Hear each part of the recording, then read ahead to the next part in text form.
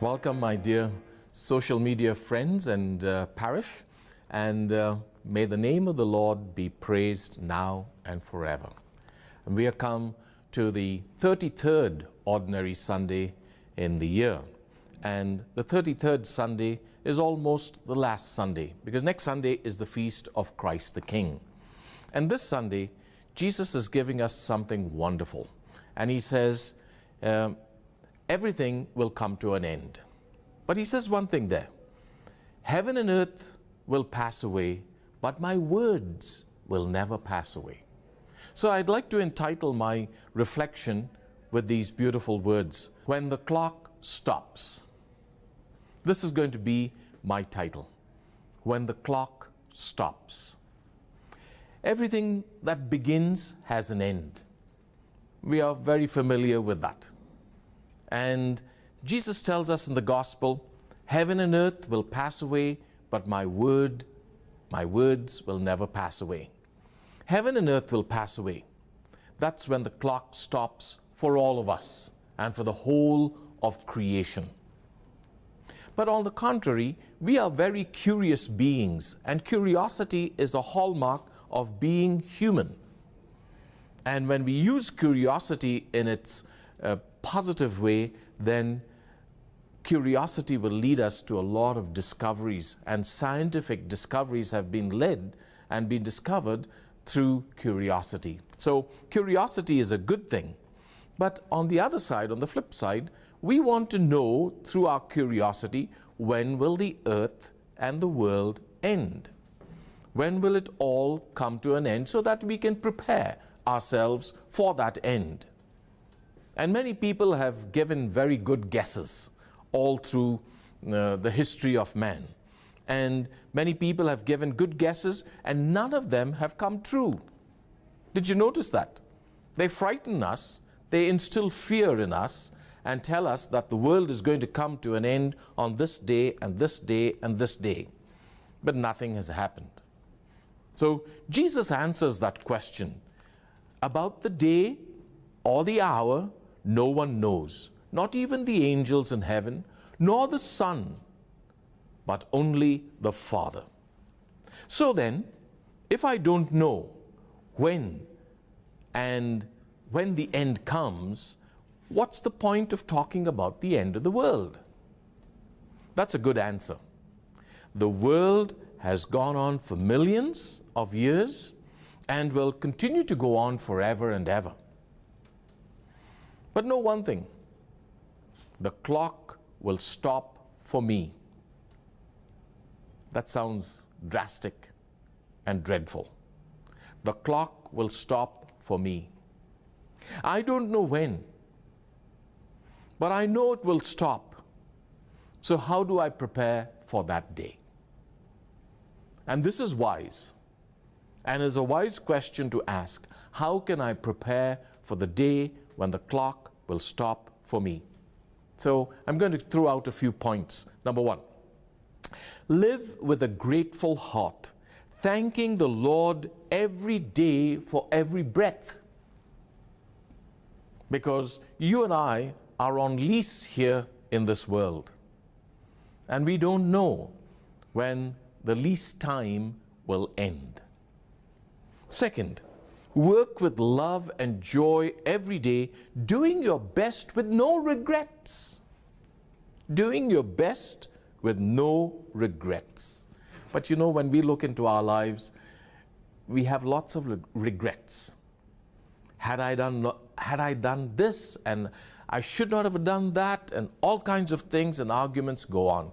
And we take all those memories and we preserve it, and we hurt ourselves over and over with those memories.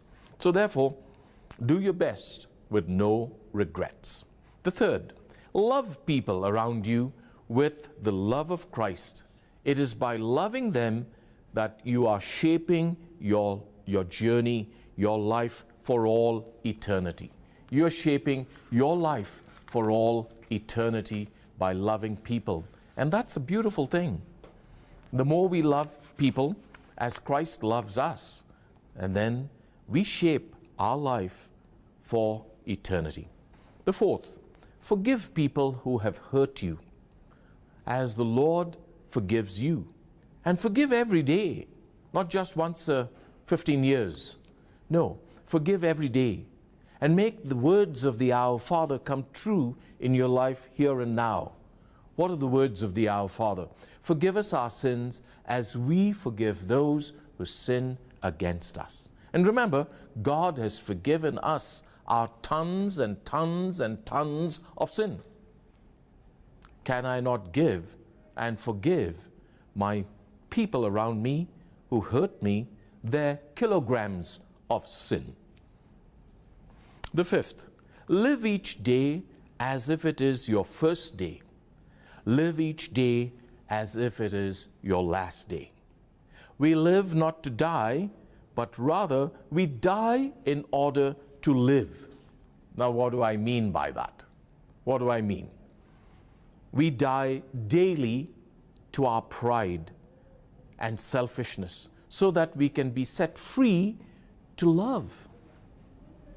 Again, we die every day to our unforgiveness so that we can forgive and come alive with forgiveness in our heart. We die to our greed so that we live to our generosity and give abundantly. We die to our indifference so that we can live and make a difference in the lives of people around us. We do not know when the clock will stop, but we do know we lived in Jesus. And we journey with Him into eternity. And we are prepared to journey with Him into eternity. You know, the psalm today for this Sunday, the 33rd Sunday in Ordinary Time, Psalm 16 tells us this: "The Lord is my chosen portion, my cup, and you hold my lot. I keep the Lord always before me, because He is at my right hand and shall not be moved." Keep the Lord at your right hand, and you shall not be moved. Before the clock stops, deepen your life in Jesus. Deepen your life in Jesus, who is the way, the truth, and the life, who is the life and the resurrection. When the clock stops and our eyes close, it is Jesus' love that will lead us to eternal glory. Now, this is what Daniel the prophet has to say in today's reading, the first reading from the 33rd Ordinary Sunday of the year. He says this: "Those who are wise shall shine like the brightness of the sky, and those who lead many to righteousness like the stars forever and ever." Beautiful words, consoling words. Don't wait for the clock to stop. Begin today, begin now.